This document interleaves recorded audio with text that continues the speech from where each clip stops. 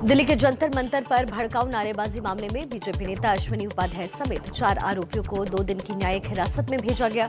2 आरोपी विनीत और दीपक सिंह को 1 दिन की पुलिस कस्टडी में भेजा गया।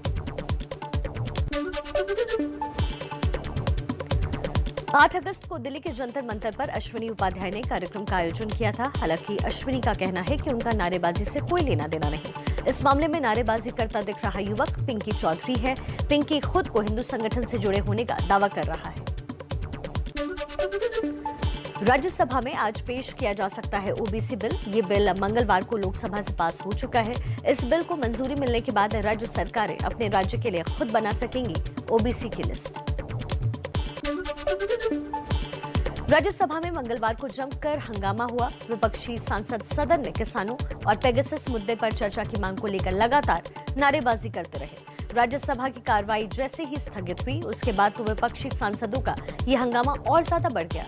कुछ विपक्षी सांसद तो कुर्सी और मेज के ऊपर खड़े होकर नारेबाजी करने लगे और एक विपक्षी सांसद ने तो रूल बुक उठाकर सभापति के आसन की तरफ फेंक दी।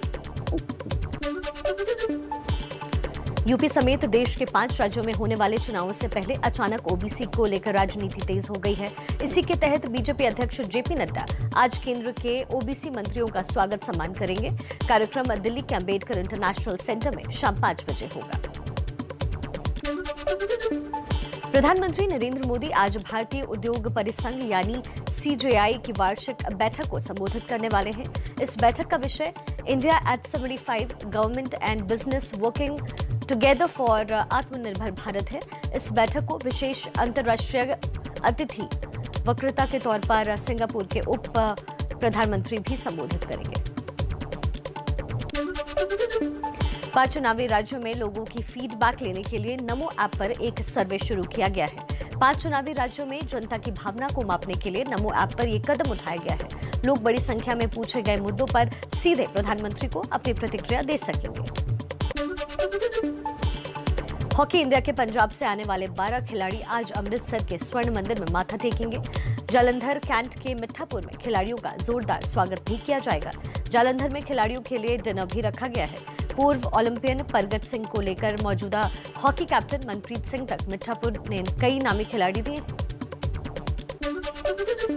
चलिए तो बड़ी खबरों के बाद आप देख लेते हैं ऐसी खबरें जिनका सरोकार पूरे देश से है। कोरोना से राहत की खबर है तो ऑक्सीजन मुद्दे पर सियासत की भी खबर है।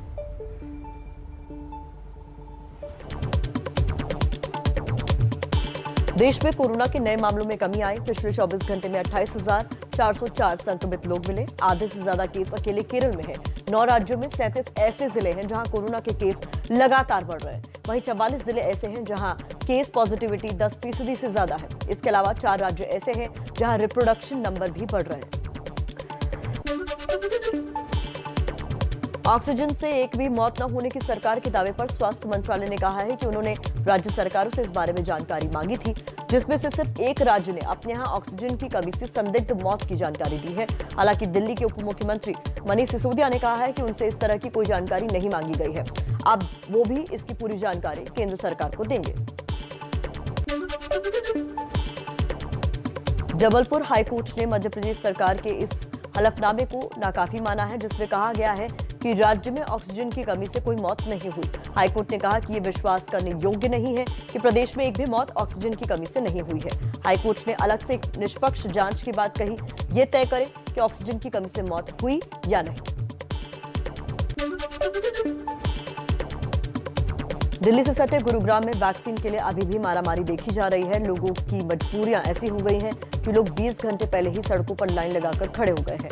गुरुग्राम के पटौदी रोड पर सरस्वती एनक्लेव के सामने 50 से ज्यादा लोग बुधवार को होने वाले वैक्सीनेशन के लिए मंगलवार दोपहर 4 बजे से ही लाइन लगाकर सड़क पर अपने बिस्तर लगाकर बैठ गए। दिल्ली में आज से घर बैठे मिलेगी परिवहन विभाग से जुड़ी तमाम सुविधाएं। इनमें लर्निंग लाइसेंस और रजिस्ट्रेशन सर्टिफिकेट जैसी 30 से ज्यादा सुविधाएं शामिल हैं। हालांकि स्थायी ड्राइविंग लाइसेंस के लिए स्किल टेस्ट और वाहन फिटनेस से संबंधित सेवाओं के लिए आरटीओ दफ्तर जाना जरूरी होगा। देश के सबसे बड़े प्रदेश यूपी से जुड़ी कुछ अहम खबरें जान लेते हैं। यूपी में बाढ़ बारिश से हालात खराब, जानिए।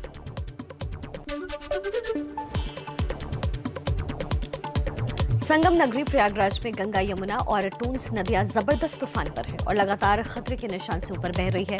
इन नदियों में आई बाढ़ ने जबरदस्त तबाही मचा रखी है। 1 लाख से ज्यादा की आबादी बाढ़ से बुरी तरीके से प्रभावित है। हजारों मकानों की नीचे की मंजिल बाढ़ के पानी में डूबी हुई है। लोग नाव के सहारे सुरक्षित जगहों पर लगातार जा रहे हैं। वाराणसी शहर के कई रिहायशी इलाकों में गंगा का पानी घुस गया है। सबसे ज्यादा मारुति नगर इलाका है, जहां मकान की 1 मंजिला तक पानी बढ़ गया है। रेस्क्यू के लिए कॉलोनी की सड़कों पर चल रही है एनडीआरएफ की बोट्स। यूपी के मिर्जापुर में गंगा का रौद्र रूप सामने आया। जलस्तर खतरे के निशान के पार पहुंच गया है। सदर और चुनार तहसील के करीब 100 गांव जलमग्न हुए। हर घंटे 2 सेंटीमीटर बढ़ रहा है गंगा का पानी। लोग गांव छोड़कर सुरक्षित स्थानों का रुख कर रहे हैं। यूपी के फतेहपुर जिले में यमुना नदी में आई बाढ़ का पानी बांदा कानपुर मार्ग पर बने चिल्ला पुल पर भी भर गया है। यमुना नदी में आई बाढ़ से यमुना का पानी 4 किलोमीटर अंदर ललौली कस्बे में घुस गया, जिसमें आधे दर्जन मकान डूब गए हैं और सड़कों पर अब नाव चल रही है। यूपी के सहारनपुर में बरसाती नदियों में बाढ़ आने से दर्जनों गांव के लोग परेशान। जान जोखिम में डालकर नदी का तेज बहाव पार करने को मजबूर लोग। बरसाती नदी में अचानक तेज पानी आने से ख्वासपुर और जैतपुर में बाइक सवार फंसे। ग्रामीणों ने कड़ी मशक्कत के बाद बाइक सवारों को बचाया।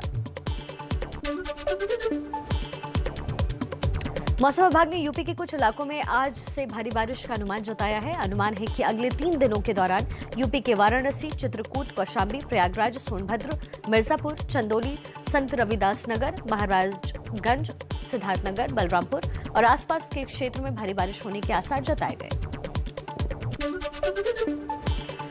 बांदा जेल में बंद मुख्तार अंसारी की मुश्किलें और बढ़ सकती हैं। साल 2000 में लखनऊ के जेलर और डिप्टी जेलर पर हमले के मामले में आज मुख्तार पर आरोप तय होंगे। एमपी एमएलए कोर्ट में वर्चुअली हो सकती है बाहुबली विधायक मुख्तार अंसारी की पेशी। हालांकि कोर्ट ने मुख्तार को व्यक्तिगत रूप से पेश करने का आदेश दिया है। गोरखपुर की दीनदयाल उपाध्याय यूनिवर्सिटी ने एक नया फरमान जारी किया है। इस फरमान में कहा गया है कि यूनिवर्सिटी के शिक्षकों और छात्रों के सोशल मीडिया पर विश्वविद्यालय के बारे में टिप्पणी करने को अनुशासनहीनता माना जाएगा। जो इस नियम को तोड़ेगा उसके खिलाफ कार्रवाई की जाएगी। पहाड़ी राज्य उत्तराखंड से जुड़ा ताजा अपडेट भी आपके लिए जानना जरूरी है। मौसम विभाग ने उत्तराखंड के लिए भी येलो अलर्ट जारी किया है। उत्तराखंड में 2 दिनों तक इसी तरह बारिश होने की भविष्यवाणी है। आईएमडी के मुताबिक सोमवार को देहरादून, नैनीताल, बागेश्वर, चंपावत, पिथौरागढ़ जिलों में भारी बारिश होगी। मंगलवार को देहरादून, टिहरी, नैनीताल, चंपावत, पिथौरागढ़ जिले में भारी बारिश की आशंका है। उत्तराखंड से पहाड़ टूटने की डरा देने वाली नई तस्वीरें सामने आई हैं। तोता घाटी के पास ऋषिकेश श्रीनगर हाईवे पर पहाड़ से बड़े बड़े पत्थर टूटकर गिरे। मौके पर मौजूद लोगों ने पीछे हटकर किसी तरह अपनी जान बचाई। पौड़ी जिले में उफनती बरसाती नदी की लहरों में फंसी पुलिस की वैन, जिसमें कैदी भी सवार थे। थोड़ी देर के लिए कैदियों की भी जान खतरे में पड़ गई। 2 क्रेन की मदद से वैन को बाहर निकाला गया। उत्तराखंड में पिछले 2 दिनों से जबरदस्त बारिश हो रही है। और आइए अब देख लेते हैं कि बिहार में कौन सी वो खबरें हैं जो सुर्खियां बटोर रही हैं। सुप्रीम कोर्ट ने बिहार चुनाव के दौरान प्रत्याशियों के आपराधिक रिकॉर्ड मीडिया में प्रकाशित न करने के मामले में 8 पार्टियों को अवमानना का दोषी माना है। कोर्ट ने सीपीआईएम और एनसीपी पर 5-5 लाख का जुर्माना लगाया। कोर्ट ने JDU, RJD, LJP, Congress, BJP और सीपीआई को भी अवमानना का दोषी माना, लेकिन इन पर 1-1 लाख का ही जुर्माना लगाया गया।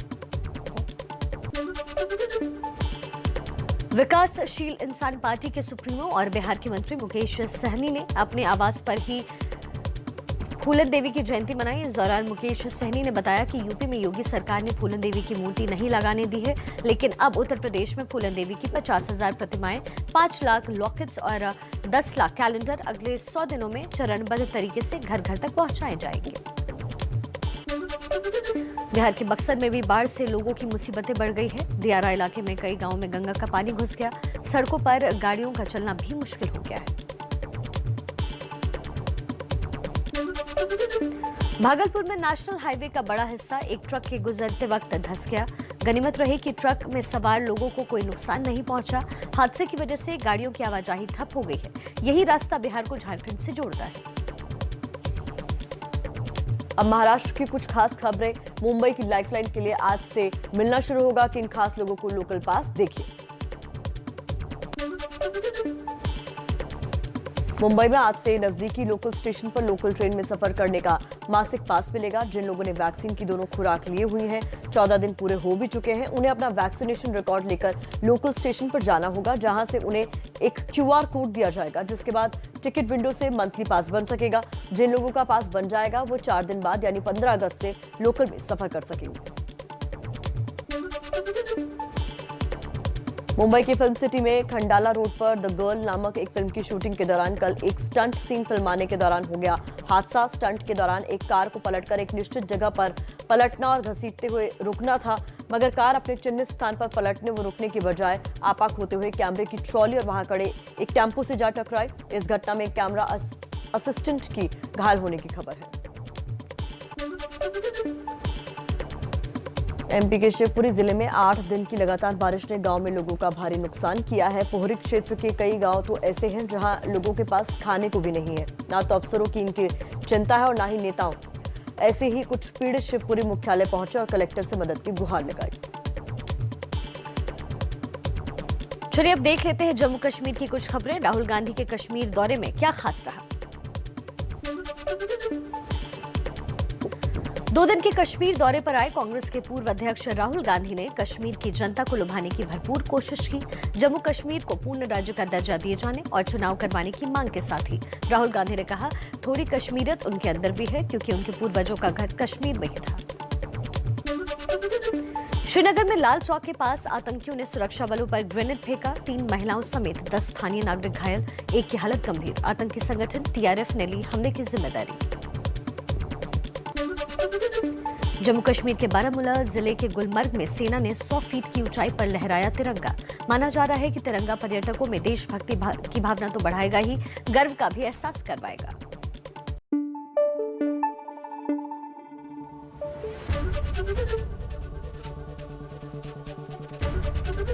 ABP न्यूज आपको रखे आगे।